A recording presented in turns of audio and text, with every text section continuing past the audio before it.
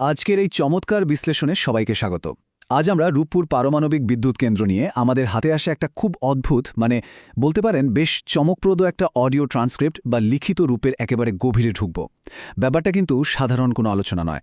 জঞ্জালের মতো ছড়িয়ে থাকা অসংখ্য তথ্যের ভেতর থেকে আসল সত্যটা ছেকে বের করার একটা দারুণ রোমাঞ্চকর প্রক্রিয়া হতে যাচ্ছে এটা। তো চলুন আর কথা না বাড়িয়ে সরাসরি মূল বিষয়ে চলে যাই।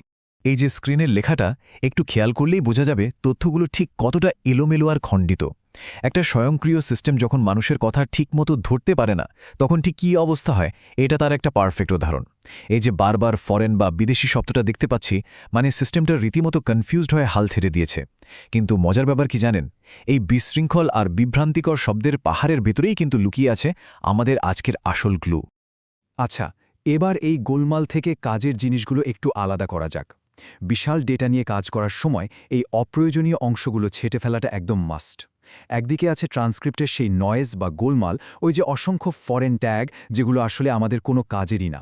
আর ঠিক অন্যদিকে আছে আমাদের সিগন্যাল, সেই পাঠ্যযোগ্য ইংরেজি শব্দগুলো যেগুলো আসলেই কোনো অর্থ বহন করে। এভাবেই ছাঁকনি দিয়ে ছেঁকে আমাদের আসল জিনিসটা বের করে আনতে হবে। তো এই ছাঁকনি পার হওয়ার পর সবচেয়ে উজ্জ্বল হয়ে যে তথ্যটা আমাদের সামনে এলো সেটা হলো Russian state atomic energy corporation. খেয়াল করুন, এই একটা মাত্র পাঠযোগ্য ফ্রেজ কিন্তু রূপপুর প্রকল্পের সাথে সরাসরি একটা আন্তর্জাতিক রাষ্ট্রীয় পর্যায়ের প্রতিষ্ঠানের সম্পৃক্ততার কথা একেবারে নিশ্চিত করে দিচ্ছে।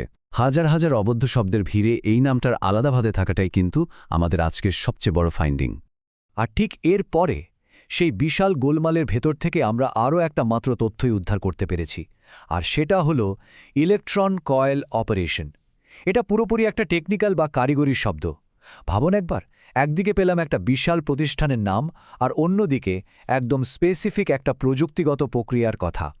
এই দুটো তথ্য সম্পূর্ণ আলাদা হলেও ওই পাহাড় সমান বিশৃঙ্খলার ভেতর থেকে পাওয়া এই দুটোই কিন্তু আমাদের একমাত্র অর্থপূর্ণ সংকেত। তাহলে এতক্ষণ ধরে এই যে এত বিশ্লেষণ করলাম, সেখান থেকে দিন শেষে কি পেলাম আমরা? সামারি করলে দাঁড়ায় মাত্র দুটো পয়েন্ট। এক, রাশিয়ান স্টেট অ্যাটমিক এনার্জি কর্পোরেশনের সরাসরি সম্পৃক্ততা, আর দুই, ইলেকট্রন কয়েল অপারেশন নামের এই বিশেষ কারিগরি বিষয়টার উল্লেখ। ব্যাস, এই দুটো সুনির্দিষ্ট তথ্যই হলো আমাদের সম্পূর্ণ চিত্র। এর বাইরে পুরো ট্রান্সক্রিপ্টে আর একটাও অর্থপূর্ণ শব্দ অবশিষ্ট নেই যা আমাদের নতুন কোনো সূত্র দিতে পারে। দেখতে দেখতে আমরা বিশ্লেষণের একদম শেষ পর্যায়ে চলে এসেছি। এই যে দুটো বিচ্ছিন্ন তথ্যখণ্ড আমরা এতক্ষণ ধরে দেখলাম, এগুলো কিন্তু আমাদের মনে একটা বিশাল প্রশ্নের জন্ম দেয়। একটা আন্তর্জাতিক পারমাণবিক সংস্থা আর একটা নির্দিষ্ট কারিগরি প্রক্রিয়ার এই খণ্ডিত কথার পেছনে আসলে আরও কি বিস্তারিত তথ্য লুকিয়ে আছে, যে কথাগুলো ওই স্বয়ংক্রিয় সিস্টেমটা ধরতে পারেনি, তার ব্যাপ্তি হয়তো এই দুটো শব্দের চেয়ে অনেক অনেক গুণ বড়, তাই না? এই শূন্যস্থান